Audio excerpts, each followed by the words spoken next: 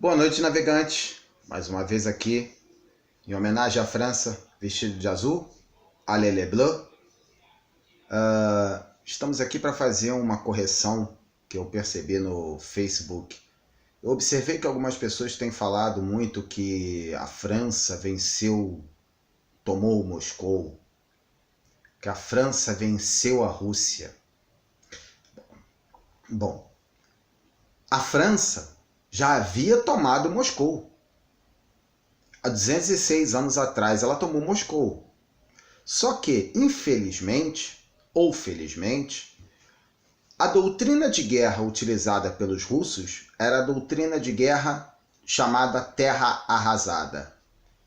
Quando os franceses chegaram em Moscou, que era o intento de Napoleão, eles encontraram uma cidade destruída, incendiada, sem alimentação. Os seus principais recursos de comida haviam sido destruídos. Os depósitos de cereais haviam sido destruídos. E lembrem, não estamos falando do século XXI, estamos falando de 2 séculos atrás. Tá? Há 2 séculos atrás, você tinha um probleminha muito grande. Como mover uma tropa gigantesca da França à Rússia? Você movia essa tropa a cavalo. Você carregava canhão, artilharia. Canhão, artilharia é a mesma coisa, né? Vão dizer para mim, né? Não, é diferente. Canhão de longo curso, canhão de curto curso, munição de mosquete, medicamento, alimentação. Perceberam a dramaticidade de tudo isso? Toda uma organização para que o exército pudesse chegar até Moscou.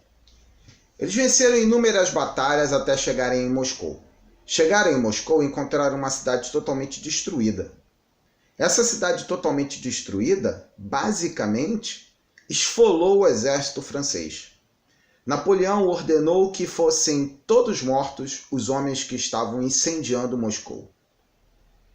Com isso, existia, em cada canto de Moscou, existia simplesmente um grupo fuzilando as pessoas que minavam as defesas francesas.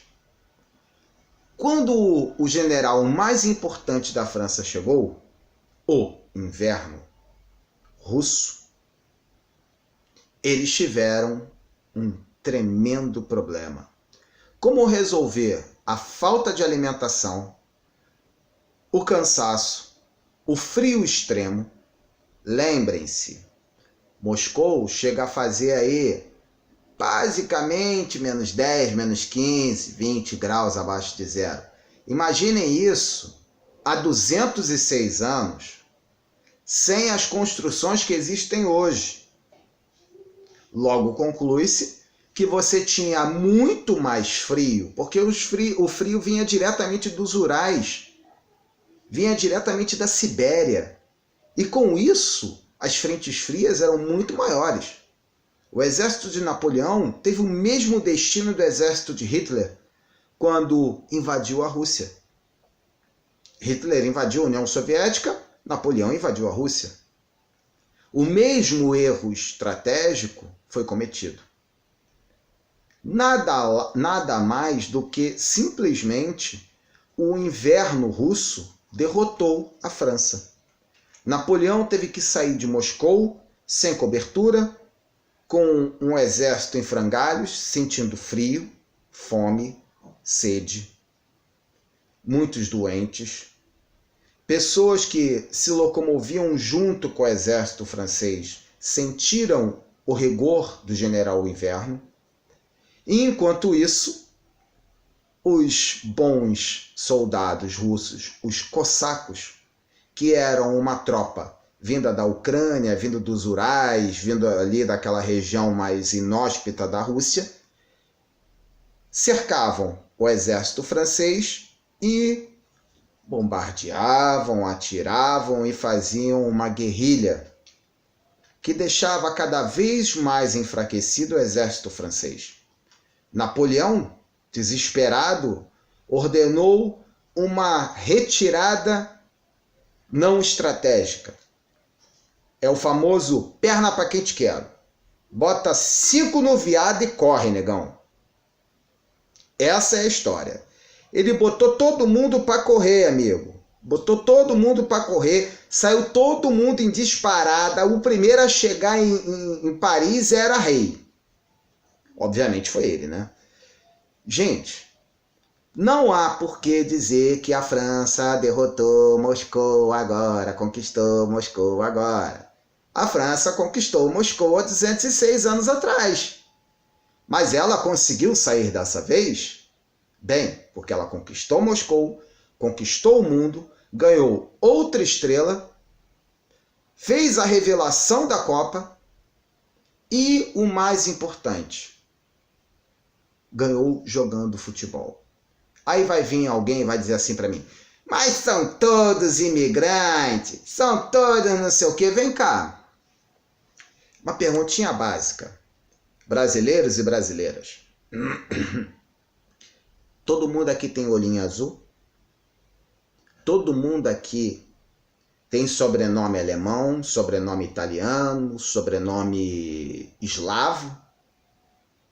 Não, né? O Brasil é um país de imigrantes? Nossa, e como? Vou fazer a perguntinha básica. Quantos milhões de negros de África vieram para o Brasil? Somente o Rio de Janeiro, em 1840, 1850, marcava 1 milhão de negros em relação a 400 mil brancos. Gente pra caramba, né? Existia no Brasil uma coisa chamada tríade, ou comércio triangular. Açúcar, farinha e negro. Tráfico negreiro. Então nós também somos, nós brasileiros também somos oriundos de África. Somos um país de imigrantes. Por quê? Se nós não fôssemos um país de imigrantes, todos nós falaríamos tupi-guarani, todos nós seríamos Yanomamis. Somos um país de imigrantes forçados. Porque quando Portugal chegou aqui, ele detonou a civilização que existia aqui, que eram os ameríndios. Depois ele implantou aqui um bando de escravos vindos de África, não de um único lugar, mas de vários lugares, justamente para quê? Poderem controlar a disposição dos escravos. Então, nós somos um país de imigrantes também.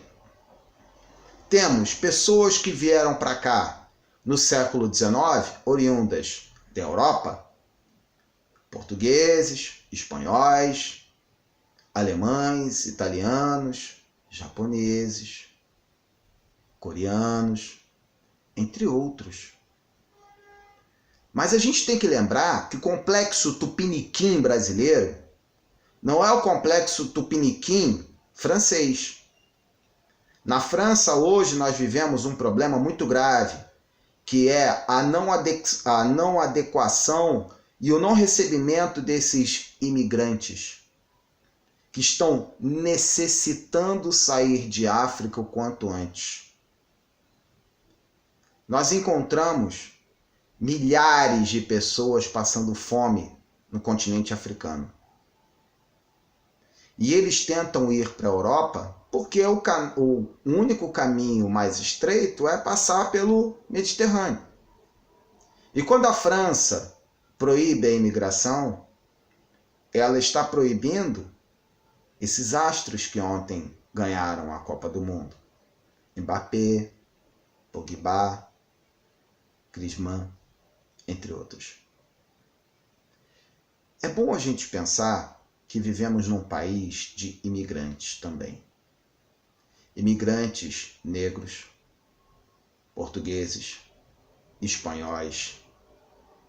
Porque não se esqueçam, o Brasil já foi espanhol. Na era dos Filipes, o Brasil era espanhol. já dizia o samba. Entre 1580 e 1640, quem comandava era a Espanha. O Brasil já foi holandês. O Brasil já teve França. Se você for para o norte e nordeste, você vai encontrar muitas pessoas que não são negras. Se você for ao Pernambuco, você vai encontrar muito branco. Por quê? Porque Pernambuco teve holandês. A primeira sinagoga das Américas foi no Brasil, em Recife. Recife é considerada a Veneza brasileira. Talvez uma das cidades que eu mais amei em conhecer. É a terra de minha mãe. Mas não é por ser a terra de minha mãe que me agradou, mas sim por ser a terra que me mostrou o quão bonito pode ser todo aquele lugar e tudo que o Brasil tem. Ao chegar em Olinda, eu tive a mesma impressão que o português teve quando exclamou: "Ó linda paisagem que vejo aqui!" Não existe lugar igual.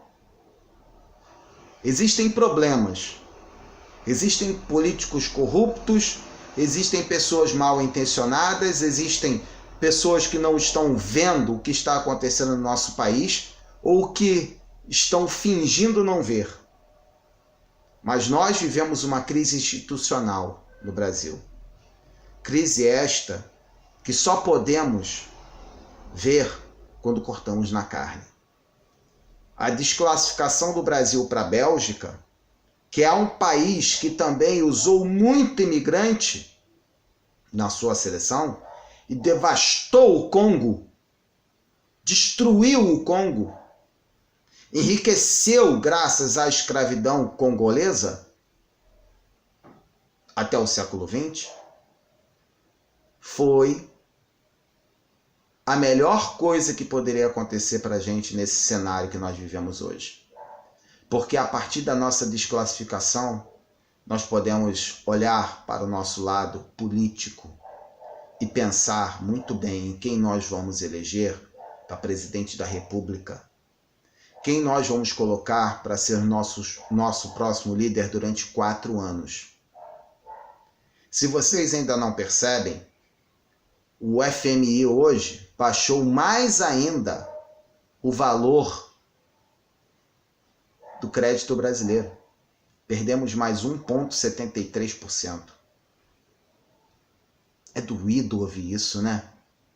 É doído a gente observar que o Brasil estava indo num caminho reto e de uma hora para outra ele quebra. Quebrou-se um paradigma. Estamos vendendo tudo. E tem um certo capitão que quer vender até a Amazônia. Mas espero eu, como historiador, espero eu que como uma pessoa que teve a oportunidade de estudar na época do senhor Fernando Henrique Cardoso, numa universidade particular, graças a um convênio que foi feito porque não haviam professores mais se formando no Brasil, e é uma vergonha eu ser um educador, eu ser um historiador, tarimbado do jeito que eu sou, conhecedor de coisas inimagináveis, estar desempregado nesse país. Enquanto eu vejo a notícia hoje pela manhã que o município do Rio diz: nem precisa mandar as crianças para a escola depois das férias porque não tem professor. Gente, a situação está crítica. Estamos nos tornando um país de miseráveis de novo. Não é hora da gente criticar o que foi feito, o que foi desfeito. É hora de nós pensarmos primeiro na nossa liberdade, na nossa igualdade e na nossa fraternidade. Vamos pensar juntos. Em outubro, vamos eleger alguém que nos represente, que defenda ideais que sejam de ampla responsabilidade de todos. Um abraço, fiquem com Deus.